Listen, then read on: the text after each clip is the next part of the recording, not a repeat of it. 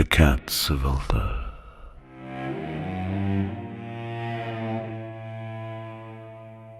It is said that in Ulthar, which lies beyond the river sky, no man may kill a cat.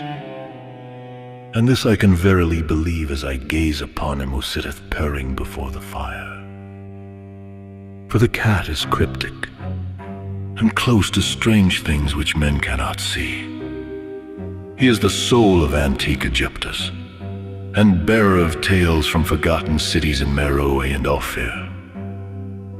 He is the kin of the jungle's lords and heir to the secrets of hoary and sinister Africa.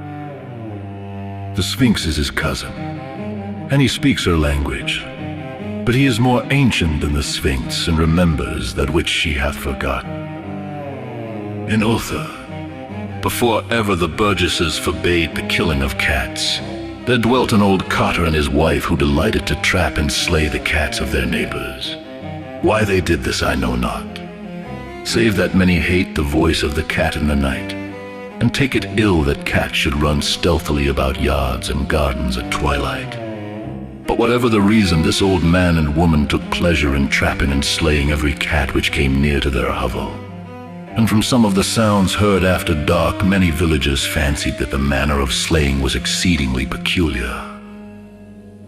But the villagers did not discuss such things with the old man and his wife, because of the habitual expression on the withered faces of the two, and because their cottage was so small and so darkly hidden under spreading oaks at the back of a neglected yard. In truth, much as the owners of cats hated these odd folk, they feared them more, and instead of berating them as brutal assassins, merely took care that no cherished pet or mouser should stray toward the remote hovel under the dark trees. When through some unavoidable oversight a cat was missed, and sounds heard after dark, the loser would lament impotently, or console himself by thanking fate that it was not one of his children who had thus vanished. For the people of Ulthar were simple, and knew not whence it is all cats first came. One day a caravan of strange wanderers from the south entered the narrow cobbled streets of Ulthar. Dark wanderers they were, and unlike the other roving folk who passed through the village twice every year. In the marketplace they told fortunes for silver and bought gay beads from the merchants. What was the land of these wanderers none could tell. But it was seen that they were given to strange prayers, and that they had painted on the sides of their wagons strange figures with human bodies, and the heads of cats, hawks, rams, and lions, and the leader of the caravan wore a headdress with 2 horns and a curious disc betwixt the horns. There was in this singular caravan a little boy with no father or mother, but only a tiny black kitten to cherish. The plague had not been kind to him, yet had left him this small furry thing to mitigate his sorrow. And when one is very young, one can find great relief in the lively antics of a black kitten. So the boy whom the dark people called Menin smiled more often than he wept, as he sat playing with his graceful kitten on the steps of an oddly painted wagon. On the 3rd morning of the wanderer's stay in Ulthar, Menz could not find his kitten.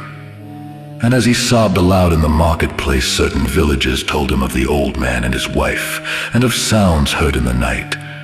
And when he heard these things, his sobbing gave place to meditation, and finally to prayer.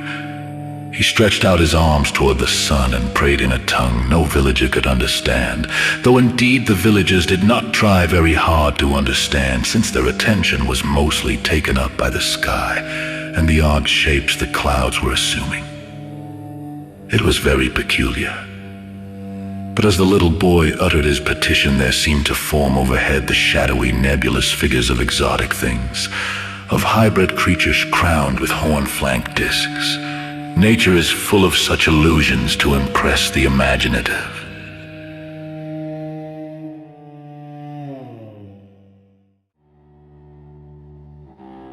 That night, the wanderers left Ulthar, and were never seen again.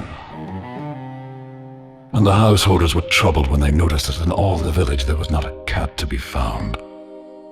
From each hearth the familiar cat had vanished. Cats large and small, black, gray, striped yellow and white. Old Crannan, the burgomaster, swore that the dark folk had taken the cats away in revenge for the killing of Min's kitten, and cursed the caravan and the little boy. But Neith, the lean notary, declared that the old cotter and his wife were more likely persons to suspect, for their hatred of cats was notorious and increasingly bold. Still, no one durst complain to the sinister couple, even when little Atul, the innkeeper's son, vowed that he had at twilight seen all the cats of Ulthar in that accursed yard under the trees, pacing very slowly and solemnly in a circle around the cottage, two abreast, as if in performance of some unheard-of rite of beasts. The villagers did not know how much to believe from so small a boy, and though they feared that the evil pair had charmed the cats to their death, they preferred not to chide the old cotter till they met him outside his dark and repellent yard. So Ulthar went to sleep in vain anger, and when the people awaked at dawn, behold, every cat was back at his accustomed hearth. Large and small, black, grey, striped, yellow, and white, and none was missing. Very sleek and fat did the cats appear, and sonorous with purring content. The citizens talked with one another of the affair, and marveled not a little. Old Crannan again insisted that it was the dark folk who had taken them, since cats did not return alive from the cottage of the ancient man and his wife. But all agreed on one thing, that the refusal of all the cats to eat their portions of meat or drink their saucers of milk was exceedingly curious. And for 2 whole days the sleek, lazy cats of Ulthar would touch no food, but only doze by the fire or in the sun. It was fully a week before the villagers noticed that no lights were appearing at dusk in the windows of the cottage under the trees. Then the lean nit remarked that no one had seen the old man or his wife since the night the cats were away. In another week the burgomaster decided to overcome his fears and call at the strangely silent dwelling as a matter of duty. Though in so doing he was careful to take with him Shang the blacksmith and Thul the cutter of stone as witnesses. And when they had broken down the frail door, they found only this: 2 cleanly picked human skeletons on the earthen floor, and a number of singular beetles crawling in the shadowy corners. There was subsequently much talk among the burgesses of Ulthar. The coroner disputed at length with Neith, the lean notary, and Crannan and Shang and Thul were overwhelmed with questions. Even little Atul, the innkeeper's son, was closely questioned and given a sweetmeat as reward. They talked of the old cotter and his wife, of the caravan of dark wanderers, of small Mens and his black kitten, of the prayer of Mens and of the sky during that prayer, of the doings of the cats on the night the caravan left, and of what was later found in the cottage, under the dark trees in the repellent yard. And in the end the burgesses passed that remarkable law, which is told of by traders in Haitheg and discussed by travellers in Near. Namely, that in Ulthar no man may kill a cat.